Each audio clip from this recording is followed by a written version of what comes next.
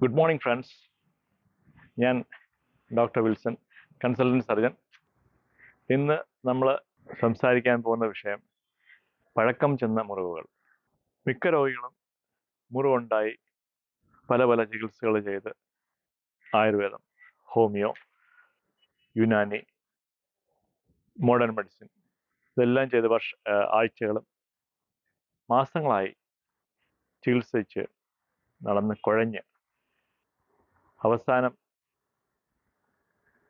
ഈ മുറിവ് ഉണങ്ങുന്നില്ല. ഇങ്ങനെയുള്ള മുറിവുകൾ എന്ത് ചെയ്യാൻ പറ്റും? മുറിവുകൾ ഉണ്ടാകാനുള്ള കാരണം ഒന്ന്, അണുബാധ. പലതരം ബാക്ടീരിയ ഉണ്ട്. സ്യൂഡോമോണസ്, ക്ലെപ്സിയെല്ല, സ്റ്റാഫിലോകോക്കസ്, അതിൽ തന്നെ വീര്യം കൂടിയ MRSA. അപ്പോൾ ഇതിൽ ഏത് ബാക്ടീരിയ ആണെന്ന് എന്ന് കണ്ടുപിടിച്ച് അത് നമുക്കൊരു പസ് കൾച്ചർ എന്ന ടെസ്റ്റിലൂടെ കണ്ടുപിടിക്കാൻ പറ്റും. മുറിവിൽ നിന്നൊരു സാമ്പിൾ എടുത്ത് വിടുമ്പോൾ ഒരു 3 ദിവസം 4 ദിവസം കഴിയുമ്പോൾ നമുക്ക് റിപ്പോർട്ട് കിട്ടും.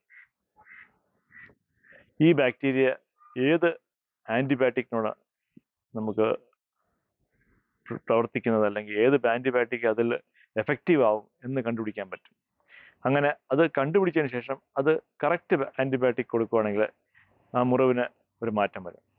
ഇനി ചില ബാക്ടീരിയ, സ്യൂഡോമോണസ്, അതിന് നമുക്ക് പ്രത്യേകതരം ചികിത്സയുണ്ട്. രണ്ടാമത്തെ കാരണം, മുറിവിലേക്ക് രക്തോട്ടമില്ല, അല്ലെങ്കിൽ കാലിലേക്ക് രക്തോട്ടമില്ല, പെരിഫറൽ ആർട്ടറി ഡിസീസ്. ഇതിൻ്റെ കാരണം പുകവലിയാകാം, അല്ലെങ്കിൽ പ്രായത്തിൻ്റെ അധികത്താൽ ഉണ്ടാകുന്ന രക്തക്കുഴലിലുള്ള കാൽഷ്യം അടിഞ്ഞ് രക്തക്കുഴൽ അടയുന്ന ഒരു അസുഖം. അത് ഹൃദയത്തിൽ ബ്ലോക്ക് വരുന്ന കണക്ക് തന്നെ കാലിലും ബ്ലോക്ക് വരാം. ഇതുകൊണ്ട് നമുക്ക് മുറിവ് ഉണങ്ങാതിരിക്കും. മൂന്നാമത്തെ കാരണം വെരിക്കോസ് വെയിൻ.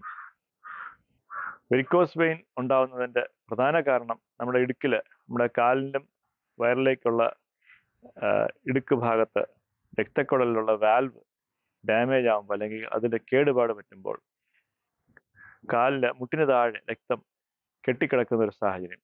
അങ്ങനെ മുറിവ് ഉണങ്ങുന്നില്ല. നാലാമത്തെ കാരണം പോഷകാഹാരത്തിൻ്റെ കുറവ്, പ്രോട്ടീൻ്റെ കുറവ്, വൈറ്റമിൻസിൻ്റെ കുറവ്. നമ്മുടെ അഞ്ചാമത്തെ കാരണം രോഗപ്രതിരോധ ശേഷി കുറവ്. അതിൻ്റെ പ്രധാന കാരണം വൻകുടലിൽ നല്ല ബാക്ടീരിയ ഉണ്ട്, ചീത്ത ബാക്ടീരിയ ഉണ്ട്. നല്ല ബാക്ടീരിയയാണ് നമ്മുടെ ശരീരത്തിൽ രോഗപ്രതിരോധ ശേഷി ഉണ്ടാക്കുന്നതും നമ്മുടെ ശരീരത്തിന് ആവശ്യമുള്ള വൈറ്റമിൻസ് ഉണ്ടാക്കുന്നതും ശരീരത്തിന് ആവശ്യമുള്ള ന്യൂറോ ട്രാൻസ്മിറ്റേഴ്സ്, സെറട്ടോണിൻ, ശരീരത്തിലെ 70% സെറട്ടോണിൻ ഉണ്ടാകുന്നതും വൻകുടലിൽ നിന്നാണ്. ഇതാണ് തലച്ചോറിനെ നിയന്ത്രിക്കുന്നത്. ന്യൂറോപെപ്റ്റൈഡ്സ്. വൻകുടലിലെ ബാക്ടീരിയ അവരുടെ ഭക്ഷണം സോളിബിൾ ഫൈബറാണ്.